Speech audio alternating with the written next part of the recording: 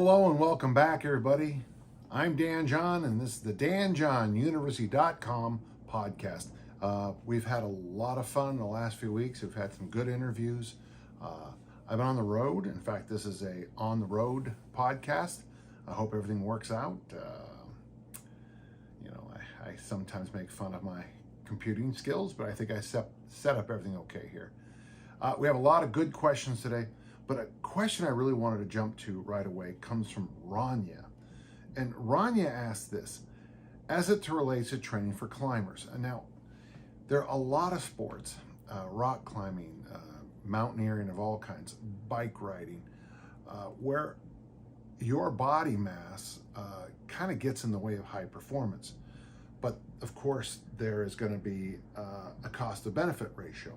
So Rania's question actually gets us to a good place that I think is applicable to everybody, not just the climbers in our group. So let's go, two questions, two multi-part questions, but two basic questions. How do I gain strength without getting big? Well, actually getting strong without getting big is one of the easiest things you can do. You lift weights, but you ignore higher reps. Now, this comes up a lot, whether or not rep schemes really do lead to strength, power, hypertrophy, that little staircase that we do. I would argue, though, from my experience, that higher reps, more what we now call time under tension, leads to more hypertrophy. So the easiest way to get strong without building mass is to keep your numbers in the singles, doubles, and triples range. Now a hand goes up, and that would be my hand. Well, little Danny John went from 162 pounds to 202 in 4 months by Olympic lifting, never doing more than singles, doubles, and triples. Okay, that's true. But for most people,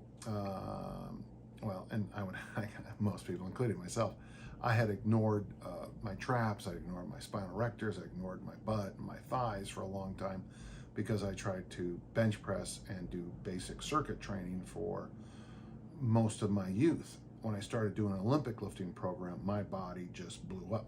Now, also, my body blew up because where I was in my own secondary puberty, it was an ideal time to grow, and also too, Dick Notmeyer basically forced me. That's a big word.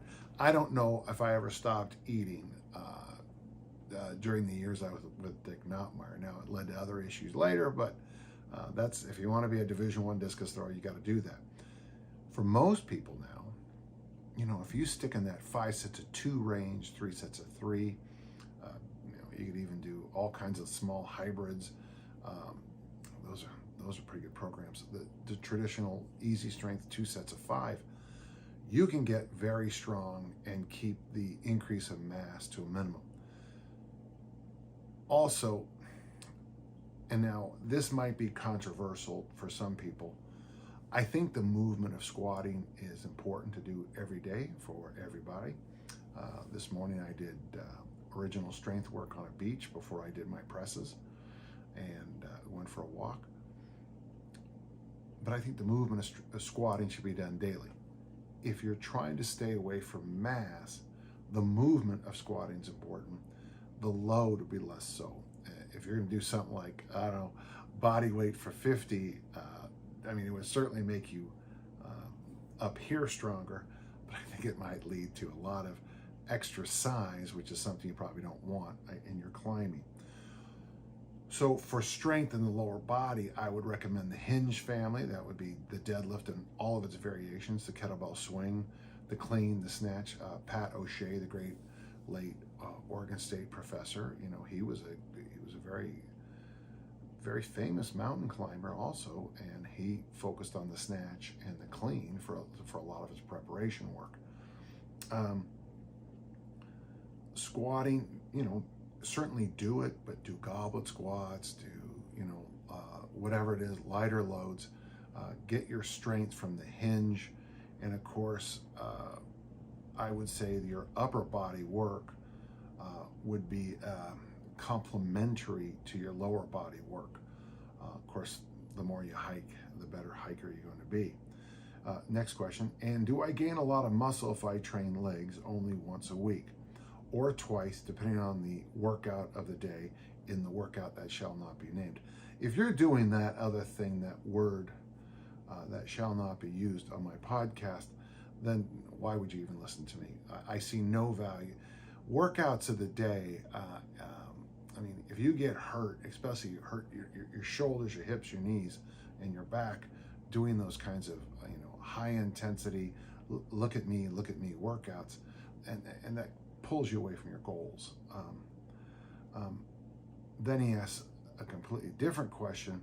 What would you think about the lift and sprint workouts? Now, what that is basically, for those you don't know, like a set of 8 in the goblet squat, followed by like a hill sprint or a sprint if you have good technique. It can also be a set of 8 in the goblet squat, followed by a sled pull. If you know more variations, I traditionally did overhead squats followed by sprints, and I have a lot of pictures of me dropping the bar, and I'm already sprinting, the bar is still about 7 feet in the air coming down. Yeah, that would have a lot of value. If you have a great base of climbing and you decide to add those lift and sprints to it, yeah, I think that's probably the best idea. So maybe in the deep off season, think 3 sets of 3 in most of your exercises. But as you slide into, maybe, just before, a couple weeks before you start hiking, combining the goblet squat with hill sprints. And I'm very specific in this case, your case, goblet squats followed by hill sprints. I think that might help you. Maybe not be the best mountain climber the world's ever seen, but your resilience will be better. And that's kind of what we want. Now, to follow up, we have a couple more questions. How much do I have to train antagonistics? In my case, probably all pushing muscles, to keep my shoulders balanced. Is once a week enough? I try to do some mobility exercises for my shoulder every day. And it's interesting, when he said climbers, my mind instantly went to mountain climbers, because that's who I have worked with historically. But as a rock climber, would there be value in doing a once a week push workout? It's interesting, because if you decided to say, okay, once or twice a week, I'm gonna have a squat pull workout, and the rest of the time, I'm gonna focus on some other things, I think that's not a bad way to go. Most of the good rock climbers I know, are excellent at pulling and are natural born squatters. Somebody one time told me that I don't know, this is just a very simple observation. They said to me that the legs in rock climbing basically do a set of squatting hops, and I thought that was kind of an interesting thing. And then I watched a few people do rock climbing, and it was really obvious to me that the good ones squatted up the hill, and the bad ones let their butts get way away from the rocks, and then came in way away, and then came in. You could really see the difference, especially as they ascended. I would suggest everybody do mobility work for their shoulders, but as a rock climber, you should be fine with that. If you have bad mobility and you're a rock climber in your shoulders, then that would be tough. So, quickly to sum, can you gain strength without getting big? Sure. Keep the reps down and just get as strong as you possibly can. In a lot of sports, you want to get as strong as you can, but any and all extra size will hurt you.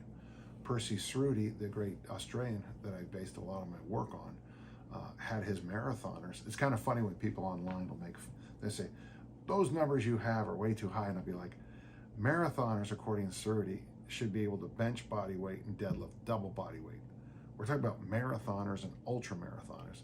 And then you got some, normal person, it's like they think it's the greatest accomplishment in the history of the world to double body weight deadlift. So keep the reps tight, 3 sets of 3, 2 sets of 5. Use the rule of 10. In other words, 10 quality reps per workout. 5 sets of 2, 2 sets of 5, 3 sets of 3, 5, 3, 2. Use the movement of squatting as often as you can for, I would say, for lower body mobility and the health of the lower body and lower back. And I think you can accomplish it fairly reasonably without having to think too much. Good question. I really appreciate it. Okay, our next question is from Gary. I have a brother named Gary. What are the best exercises for spine health? Not just getting the muscles around it stronger, but also maintaining health in all the connective tissues.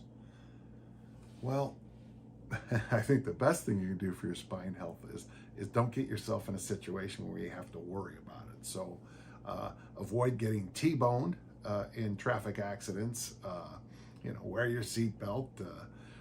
Try not to be, never say the phrase, hold my beer and watch this. I think basic prevention is a good idea. Stu McGill obviously is the person I would listen to the most on this. But from my experiences using what Stu has taught me and from my knowledge in the weight room and what I've helped Stu with, I would start, and I always start people with, well, let's even take it one more regression. You got to walk. Walking is wonderful for the spine, wonderful for the spine.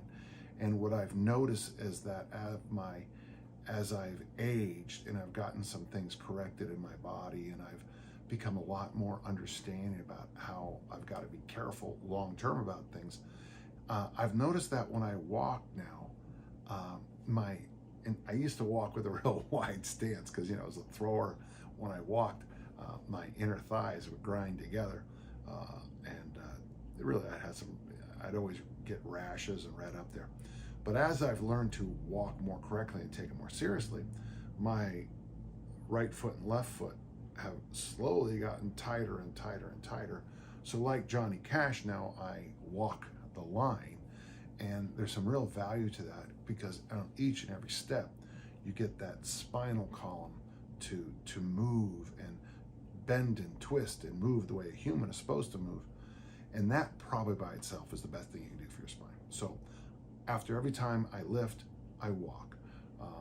When I Olympic lift, I go for a walk after. If I'm doing it's after a weightlifting meet, I'm just doing basic bodybuilding work or mobility work. After that, I go for a walk. Now for strength exercises, so walking, number one. 2 would be the suitcase carry. That is the single side farmer walk. Stu went up to his facility and proved that it is marvelous for spinal health. The suitcase carry would be number 2 in my world. Now, obviously, if you're going to lift, it would be nice to do things like if you are doing a hinge family movement, the deadlift, the swing, it'd be nice if you had, solid technique and you were intelligent. Try not to do anything too silly, but if you can get your spinal erectors to be strong, the first, I believe the guy's name was Fleck, one of the first articles I ever read about training track and field people. He went back to Harry Pascal, who was the artist who drew the Bosco cartoons and the Bosco Way of Strength and things like that. Bill Hinburn has those on his site. He basically said, the best way to build up rotational power in throwers, and that's my world, of course, was to do the classic, strength lifts, the deadlifts, the cleans, and things like that. Well, Harry Pascal died the week I was born, so this information is not brand new. But for me, I think if you can do the classic lifts, now if it's the barbell family, the squat, the deadlift, the clean, the snatch, or in variations, whatever you want to do. Kettlebell family, certainly the swing, the deadlift family is appropriate, the goblet squat, the double kettlebell front squat as appropriate.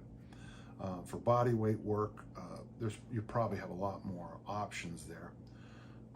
But the way I see spinal health is walking first, suitcase carries for almost everybody, basic strength training, and now we have to talk about, we've been doing all this work, and now we have to do some of this work. My 2 favorite exercises, and I hate to use any words here. If I say core, your brain goes down one direction. If I say 6-pack or 8-pack abs, your brain goes down another rabbit hole. But to build up the abdominal wall, my 2 favorite exercise, number 1 now is the hanging bent knee leg raise. And the reason I like that so much, first, it does wonders for your shoulder health, so it's win-win. And then secondly, on each and every rep, when you bring your knees up, you're also giving yourself a nice little traction stretch of your lower back.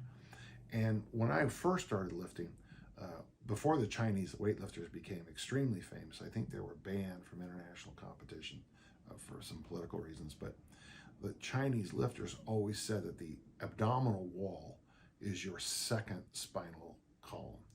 And so I always thought that this was a great exercise as an Olympic lifter to do, to not only undo the stress of the Olympic lifts, but to actually build up the abdominal wall so we can do more.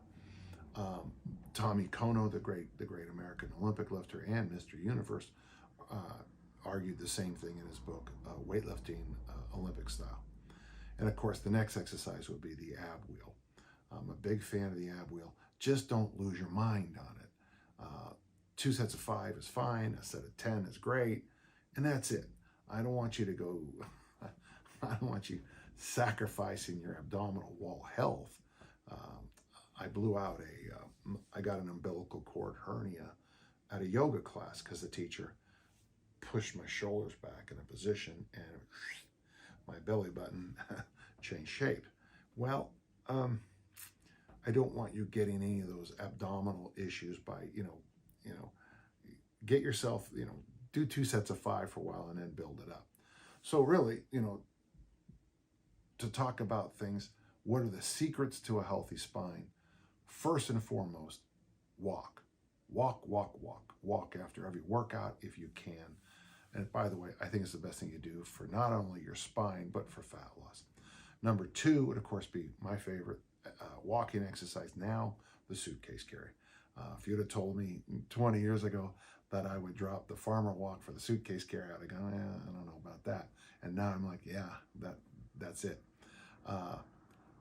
The standard barbell kettlebell world of the deadlift, the squat, the clean snatch would be the next level. And then don't forget either hanging, bent knee, leg raises, or the ab wheel, or a combination. That's probably the best thing I can tell you what to do. If you have issues, please see a qualified professional, because once you hurt your back, it doesn't seem to ever want to come back. Okay, Pietro asks a question. I want to start training and I would like to improve, and I love this, strength, hypertrophy, and endurance. It's like, that question is like when someone asks me, Dan, I want to be a highly competitive bodybuilder, a triathlete, and an ultramarathoner. Okay, let's see what we can do there. However, I am confused regarding how to properly implement training regimens such as original strength. Above everything, I want to become a more functional version of myself. Now I like that. Okay, that's what I want to hear. I therefore would like to hear your thoughts on the best way to start training.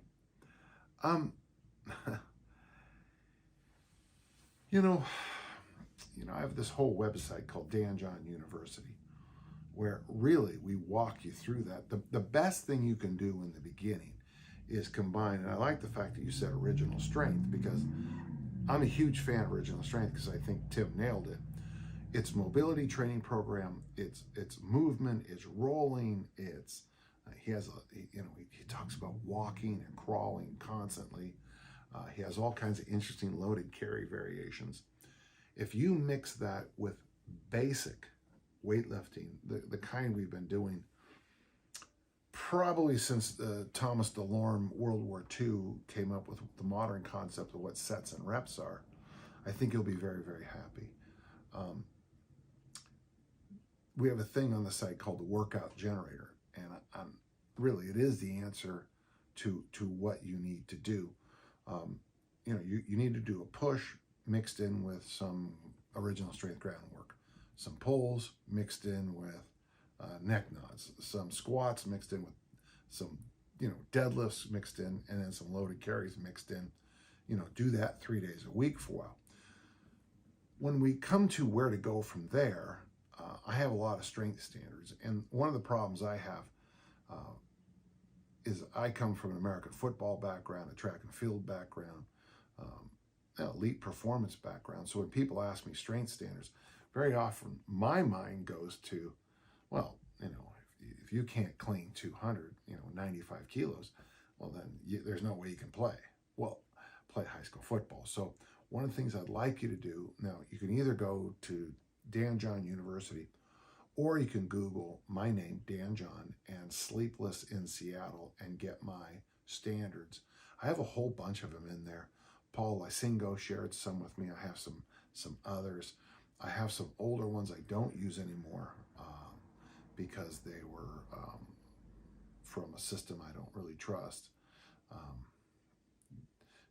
It was a country that the standards come from that liberally used anabolic steroids. So those numbers were really skewed. But the most important thing you do is the first standard you should have is that 3x52 standard. 52 weeks a year, you train 3 days a week in the weight room. The next standard you should have is, sleep 8 or 9 hours every night. The next standard you could have is, you should drink water as your major beverage. And what I'm trying to get across here is that when you're first coming up, especially with the things you were talking about, you need to make sure that you're covering the most basics. I always say, embrace the obvious. And to me, this is one of the most obvious things you can do. Take care of the basics, get your walking in, get your sleep in, get your protein, veggies, and water in, and then we'll move on. Pick some low-hanging fruit for standards in the beginning, and then slowly work your way up.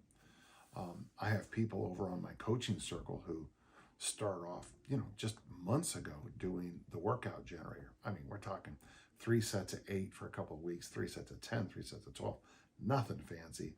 A push, a pull, a hinge, a squat, a loaded carry. And then now they're learning the Olympic lifts. And we're not talking about, 15, 16-year-old people.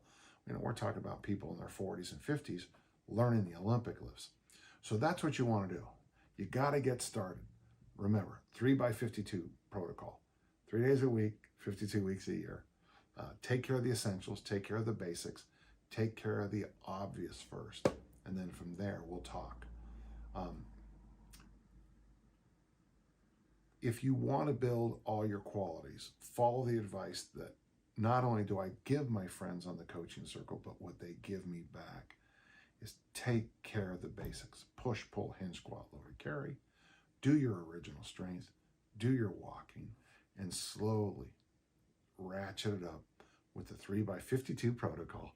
3 days a week, 52 weeks a year. Good question, and thank you. So Lane asks a good question. It's a tough one. And Lane, that's a great name. One of my good friends was named Lane. He's no longer with us.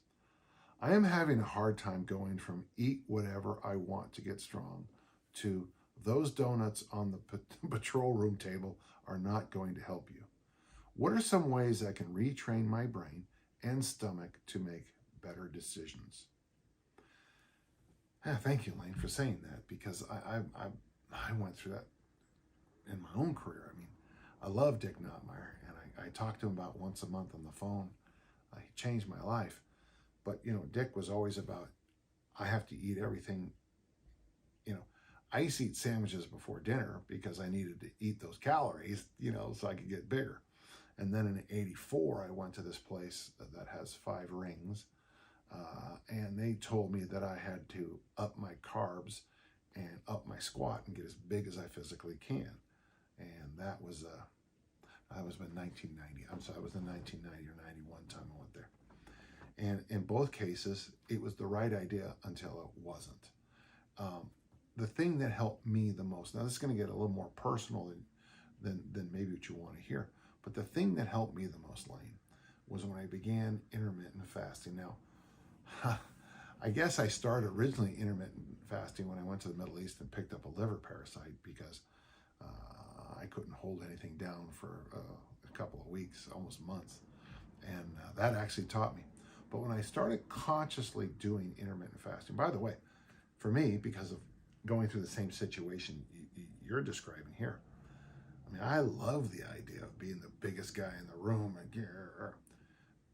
and I never had gotten used to being hungry. Well, the first lesson I learned from intermittent fasting is that It's Genesis chapter 4, you know. Hunger is an urge, and you can control it. And a little variation on what was actually said. So for me, I learned that hunger was just this thing. Now, it didn't happen overnight. It took me days, to the point that now I didn't eat breakfast today until after I did my workout and my swim and my walk. And that was at 3 o'clock in the afternoon. I'm on the road, so things are a little different. I had to, you know, kind of do some stuff. So, you know, if you'd have told me, you know, 25 years ago, I wouldn't eat until 3 o'clock in a day, I'd look at you like, oh my gosh, the world's kind of crazy.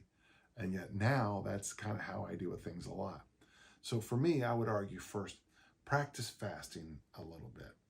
I like the idea, and this works for me. I don't know if it's going to work for you, but I wake up, I drink a lot of coffee. Some people say, by the way, that drinking coffee is not fasting. It's like, really? So, you know, I'm drinking no calories. I like drinking coffee for the scientific reasons. There's 3. 1, it frees up free fatty acid. Okay. 2, I don't remember the other ones. Okay, I have 2 reasons. 1, it frees up free fatty acids and it makes me, you know, and that's great. 2, if I don't drink coffee, I become very irritable and scare people. So those are my 2 reasons. So I wake up, I drink coffee, I get my paperwork done for the day. I answer emails, I do this, I do that. Then I work out. After I lift, I walk. After I walk, I eat. And that has taught me to blunt and control my hunger. The interesting thing about fasting is that when you work with raptors, birds of prey, you know, when you're hunting, they get this thing called yerrick, you know, it's those eyes like this, you know. And I get yerrick. I get a really good case of yerrick. And but the thing is, when I'm looking for food after I fast, after I get away from that initial wave of I'm going to eat anything, I've trained myself now to have things available pretty quickly that make it easier for me. I always have overnight oats in the fridge. I always have kimchi in the fridge. I have a whole bunch of small, quick recipes I can make very, very fast. Rob Wolf got me to do this thing called salmon eggs one time. That's when you you make scrambled eggs and you add salmon, and I just remember never being more satiated in my life. I remember trying to forcibly shovel the last few bites down. So for me, I always have foods like that available, and that helps me a lot. It is, after a while, and I got to be careful how I explain this, Lane, because I've always felt I was sort of blessed because I don't have any sugar cravings. Now, is it because I read Strength and Health? And if you read Strength and Health, or I watched the Jack LaLanne show growing up, and if you read that magazine and watched that show, sugar was poison. And then you got to Dick Nottmeyer, where he was clear. You know, there's nothing worse than eating sugar. And he said that my acne problems were caused by sugar. And you know, I got to tell you, my acne did clear up when I started training with Dick. Now, of course, I also was moving through a different stage of puberty, but, well, it doesn't matter. It cleared up. I think there's some wisdom in keeping yourself away from things like sugar, because sugar, to me, you know, I often explain it like it's like a toilet bowl. You eat a little bit of sugar, means you want to eat more sugar, which makes you want to eat more sugar, which makes you want to eat more sugar, and you just spiral down. For me, I'm lucky. Sometimes I'll eat something sugary, and I'm like, oh yeah. But I also notice when I eat something sugary, I get this intense hunger not long after. I want to eat something else, which tells me that sugar is not something I should be putting in my body. Like Jack LaLanne used to tell us, you know, would you give your dog donuts and coffee and a cigarette for breakfast? No. If you don't feed your dog like that, why are you feeding yourself like that? I hope that helps. So for me, the best way to retrain myself to avoid donuts and all those things was to start practicing fasting at some level. I'd like to say I invented fasting, except for that every single religious tradition has fasting as part of who and what they are. Certain religions go to extremes on this and that. Certain religions demand, a month here or 40 days there of fasting. The Greek Orthodox Church, for example, has several clear fasting moments. Nassim Taleb, the writer, uses the Greek Orthodox dietary calendar as his diet. There are some days you don't eat wine and cheese. I don't know why. There are some days you fast. There are some days you feast. And the days are clear. You can go online and find it, and you could, if you just follow the advice there, you'll probably be fine. They have a lot more fasts than most more in the year than a lot of religious traditions. We know that people tend to be healthier after Ramadan. From what I observed, when people take Lent seriously, good things tend to happen. I don't drink soda drinks because I gave up soda in the 8th grade and never went back to it. So there's some power in fasting, because I do think it retrains the mind-body connection, so that I think it was Plato who said that your emotions, your urges, need to be tamed like a good horseman tames a chariot full of horses or something. I hope that helps. It's a good question, and I think I answer it a lot, but I always think it's a solid question, so thank you very much. Elliot asks a fairly long question, but let's go through the whole thing and let's see what we can get out of this. I have a question about finding the appropriate time of day to train. We'll just stop there. And one thing I've discovered, Elliot, for me, the rhythm of the time of day is the most important. When I was a school student, after school was always when we trained. So when I was a teacher, I always trained after school before I did anything else. When I ran my own business, became an administrator, I had to start training in the morning. When my daughters were young, I used to train while making dinner. So I appreciate the question instantly because I've been there. Ever since I started working a desk job 5 years ago, I made the conscious decision to do something for myself before I sat down to work every day. And since then, I've always trained in the mornings, usually yoga and crawling for the first 4 years, and mostly kettlebells for the past year, 4 to 6 times a week. Well, Elliot, that is good for you. The morning sessions were a great boost to my energy and readiness throughout the day.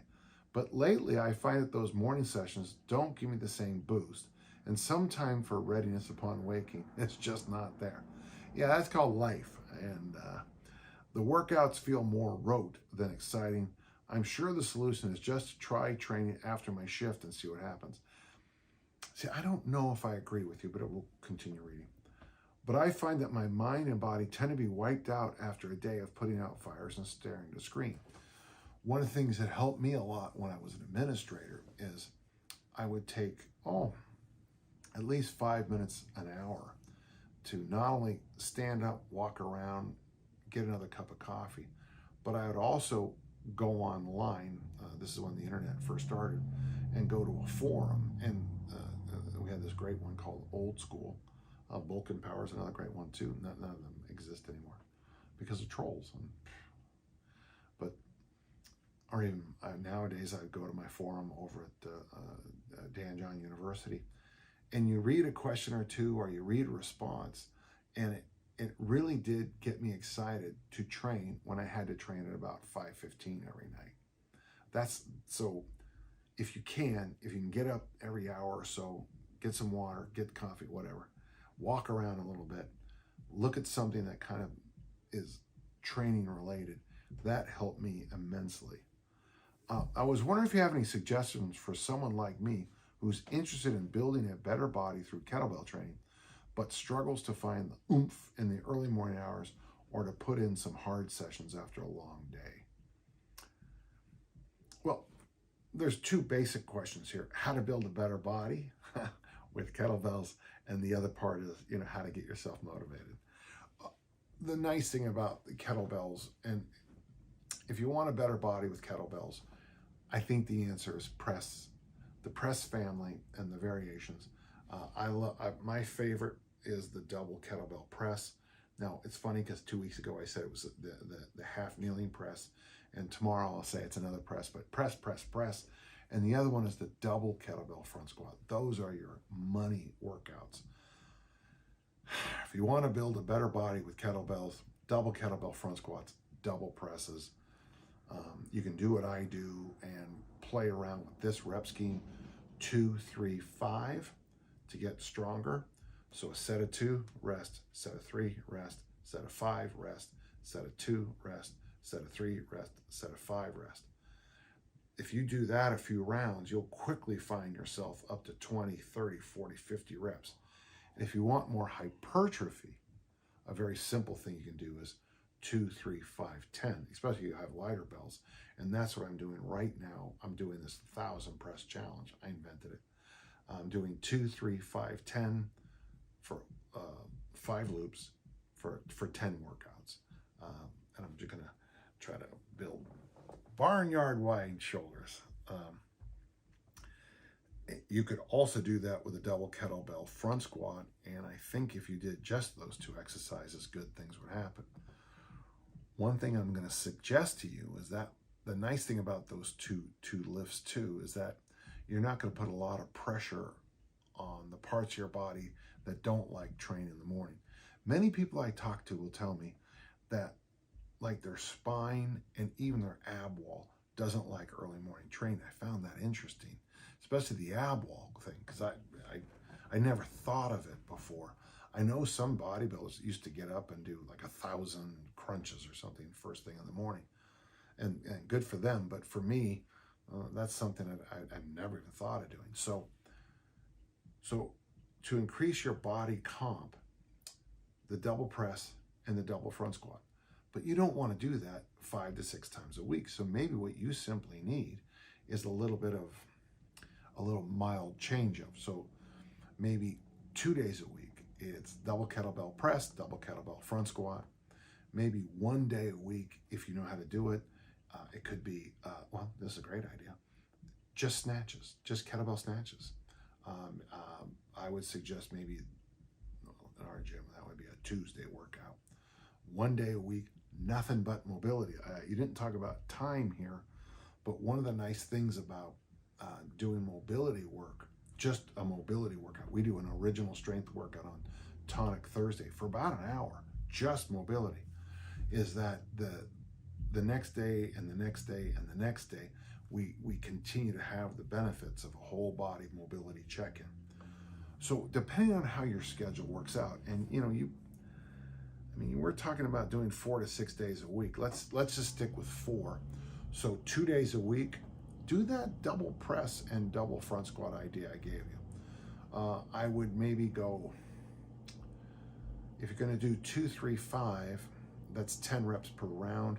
You know, work that into, you know, maybe the first or second workouts, stick with just 2 or 3 rounds of those, so 20 to 30 total reps.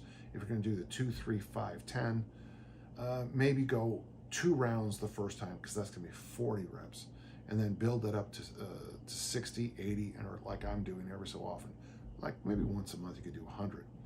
And don't forget, you're going to do the same for the front squats. So err on a little bit less, because doing 100 front squats in a workout, it's going to be tough.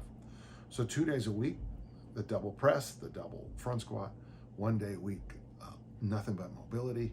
And then 1 day a week, either something like snatches, if you know how to do Turkish get-ups, that'd be fine too, whatever you do.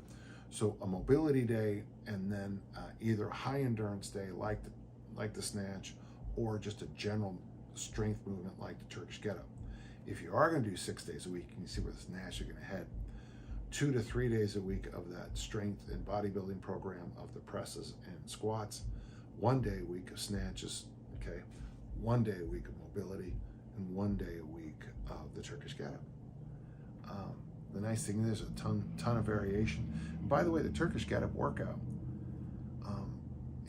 Pat Flynn and I talk about this all the time. 5 to 10 reps is probably all you need. Don't lose your mind on those if you want to be able to do anything else the next day. Good question. So let's review. If you want to build a better body with kettlebells, I think the double press and the double kettlebell front squat, 2, 3, 5, or 2, 3, 5, 10, and do a couple of rounds of that is the best thing you can possibly do for hypertrophy work, body composition work with kettlebells. In the situation you find yourself in, I think you need more variation on the mornings.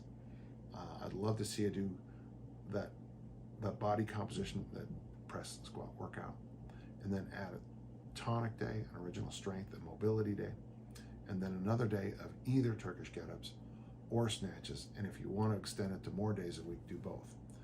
On that Turkish get-up day, 5 to 10 minutes might be all you need. On that snatch day, if you decide to do 100 or 200 snatches, it's only take you 5 to 10 minutes, and you will be cursing my name somewhere, maybe while you're still sweating 4 hours later at your meeting. That's a good question, my friend. I really appreciate that, Elliot. Well, that's it, huh? That is episode 165 of the DanJohnUniversity.com podcast. Remember, if you have questions, you're going to send them to podcast@DanJohnUniversity.com. I'm more than happy to answer each and every one. It is an honor to be part of it. I would also like to thank my friends over at my coaching circle who have taught me, and they've helped me on several of my questions, because sometimes I forget what it's like to work with somebody who's struggling to learn this, and this. And my friends over at my coaching circle have been wonderful this last week, reminding me that you start with the workout generator, and then you start to dip your toes in the other areas of the strength, power, and conditioning world. Thanks so much, folks. I'm Dan John from DanJohnUniversity.com, and I'm here to help.